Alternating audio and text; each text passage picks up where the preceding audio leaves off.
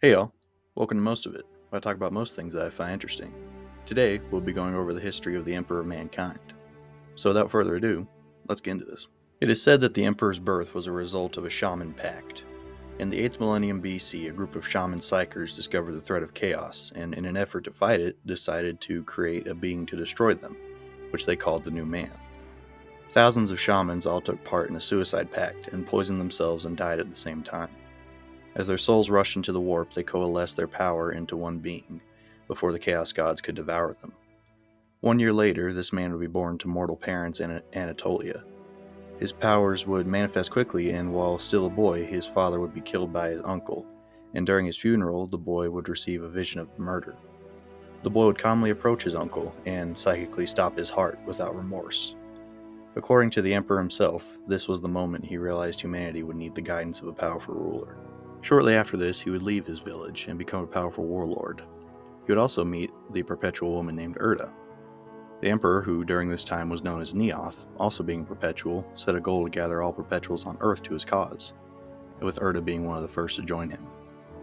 At some later time, Neoth would become a king and set a perpetual named Elenius Person as his war master. The two would assault a great tower in Phoenicia, which had been constructed by a cult known as the Cognitae. While inside the tower, they would find the walls covered in writings in warp language. Elenius would insist on the tower's destruction, but Neoth would resist this idea, saying that it should be kept and studied for ways to better resist the warp in the future.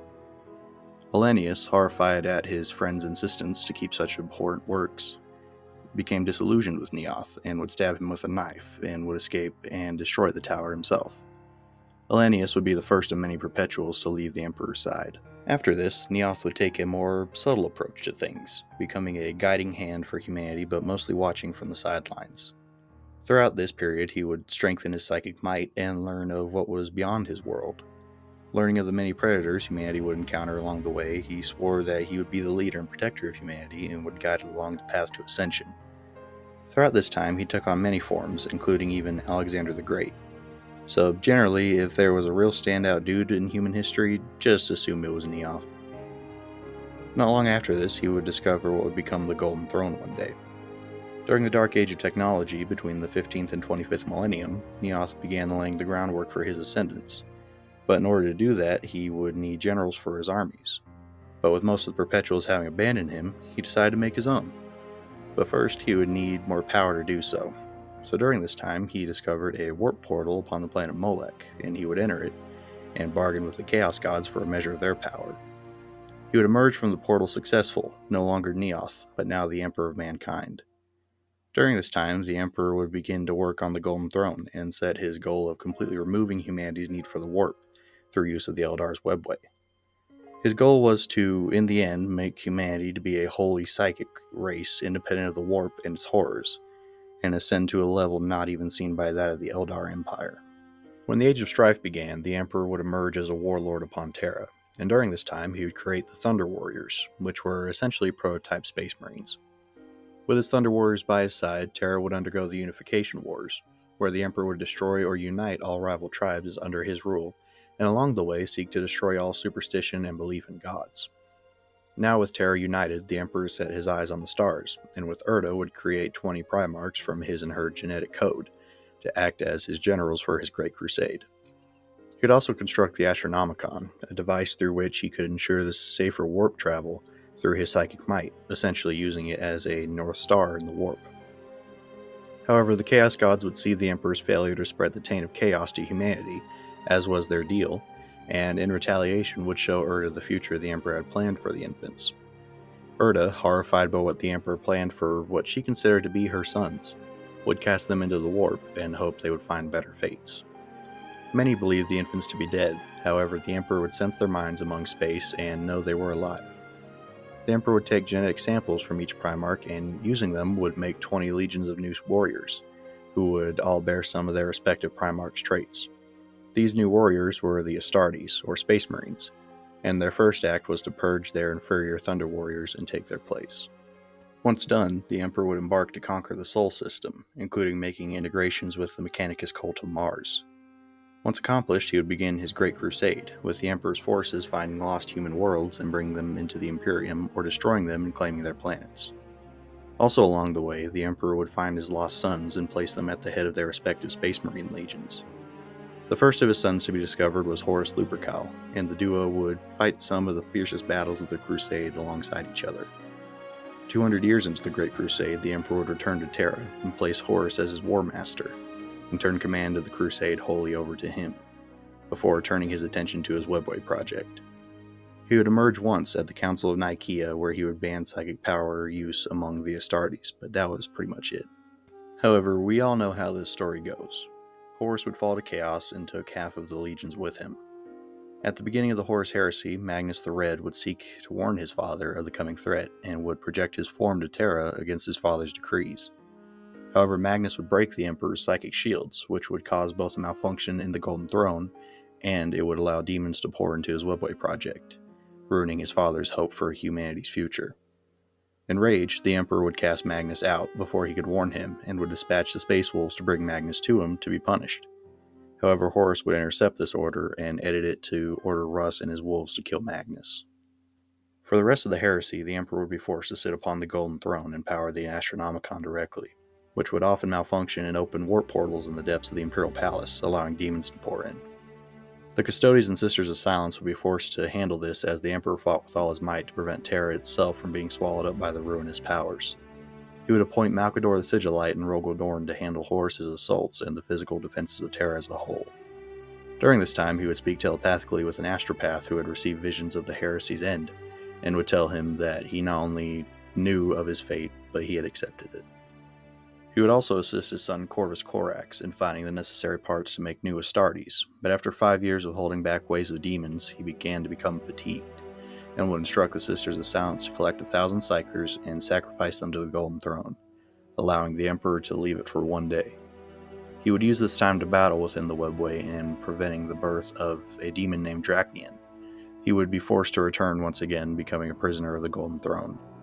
During this time, he would state that with his Webway dreams destroyed, humanity was ultimately doomed, and that for the first time in his long existence, he had no idea what to do.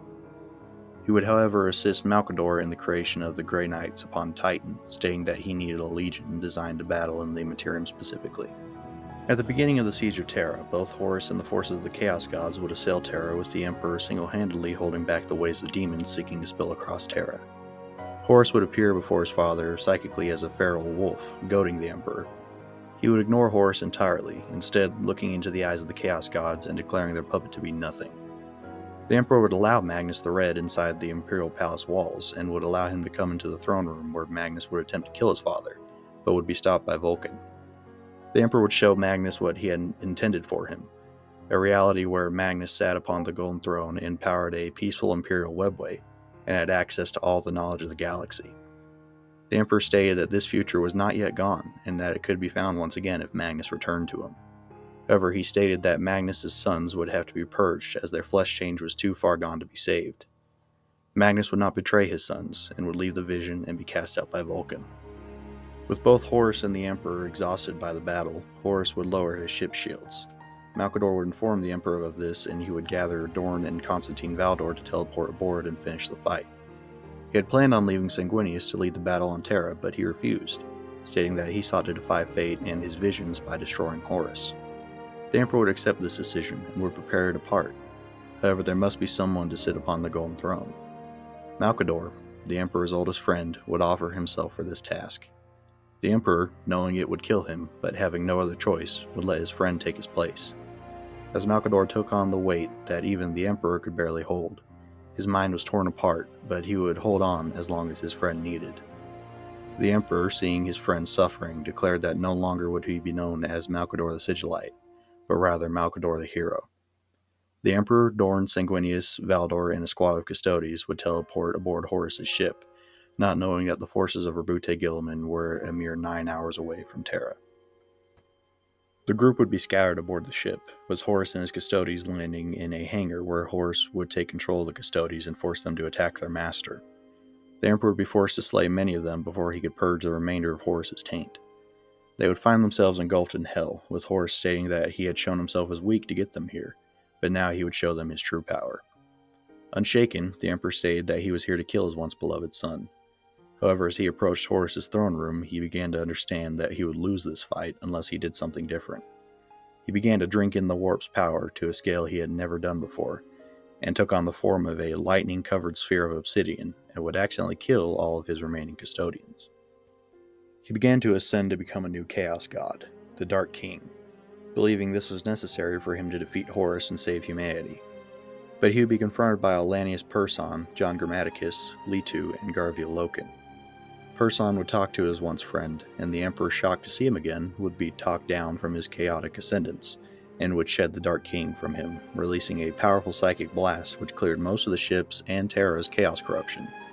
He would contact all his companions to join him as he made his way to Horus into a battle he was no longer sure he could win. The Emperor would find Sanguinius's body strung up by demons in Horus's throne room.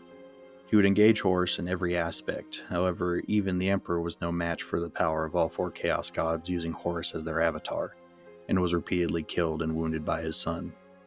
Alanius would give his life protecting the Emperor, but in the end, the Emperor would trick Horus by taking on the form of Garviel Loken, one of Horus's most beloved sons, and convincing him to shed his powers and deliver the final blow as a Primarch, to demonstrate that he was not a slave to chaos. Horus, in his pride, did so, and the Emperor would take advantage of this by shining the light of the Astronomicon directly into Horus's brain, blinding the Primarch.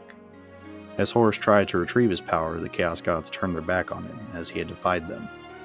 Now seeing that he really was a slave to chaos, Horus begged his father to kill him. The Emperor, saddened by seeing his pure son again, would grant him his wish and plunge an Athane dagger into Horus's heart and immediately collapsed, exhausted. He would be found by Dorn and Valdor, who would carry their master back to the Golden Throne, where a dying emperor would see Malcador, who upon seeing his friend would finally let go and allow himself to die. As his soul faded away, he bid goodbye to his oldest friend and wished him good fortune in the future. Dorn and Valdor would agree to place the Emperor upon the Golden Throne and adapt it into a pseudo-life support machine. There, the Emperor would sit for over 10,000 years, his mind trapped within a rotting corpse, as he held back waves of demons seeking to consume Terra for their dark gods. Over 10,000 years, he has been worshipped as a god that he never wanted to be, his will interpreted by the High Lords of Terra and only being sustained by 1,000 psychers sacrificed to him a day, and his sheer will to protect his race from their inevitable destruction, as he endures unimaginable torment day in and day out. However, a light would be shown recently, as a reawakened Rabute Gilman would return to Terra and meet with his father. Gilman would be disturbed by what remained of him, seeing the millennia of torment had stripped him of his humanity. The Emperor would tell his son that he was the last hope for humanity before going silent once again. During the Plague Wars, the Emperor would save his son by channeling his power through him and with his sword burn the Garden of Nurgle. And lately, it has been said that the Emperor's awakening is approaching, but we'll just have to wait and see on that. So that's where the story stands for now. And honestly, I wouldn't expect any massive advancements, as the Emperor being trapped on the Golden Throne is such a massive part of the setting that I really don't think they'll ever change it. The Emperor is an interesting character. Seeing how even an extremely powerful character bears the weight of eternity is fascinating. People make a big deal of how he's a terrible dad, and rightfully so to some degree.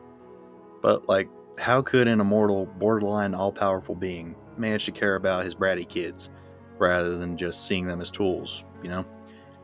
But anyway, he's a cool character, but I mostly see him as a narrative device to occasionally move the story forward and keep things exciting.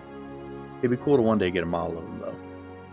If you want to learn more about the Emperor of Mankind, I'd recommend the books The Last Church, The Master of Mankind, and The End and the Death trilogy. Well, that's all I got for today. Thanks for watching. Like and subscribe if you enjoyed the video, and comment down below what topics or characters you'd like to see me cover next. With all that said, see y'all later.